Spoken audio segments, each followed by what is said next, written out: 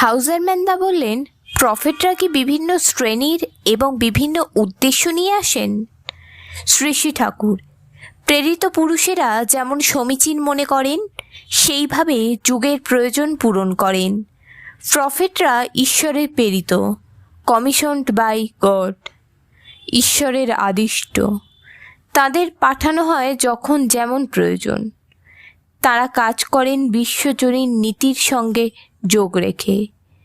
যেমন বুদ্ধদেব যখন এসেছিলেন তখন দেবতার কাছে নৃশংসভাবে জীব বলি দিত।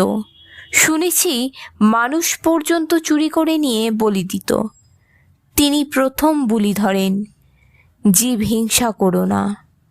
পূর্ববর্তীকে ঠিক রেখে অহিংসাকে মুখ্য করে বাণী ও নির্দেশ দিতে লাগলেন, জীবন নাশ করো না। এইটাই ছিল তার কাছে মুখ্য ধর্ম। আলোচনা প্রসঙ্গে 15তম খণ্ড থেকে সংগৃহীত।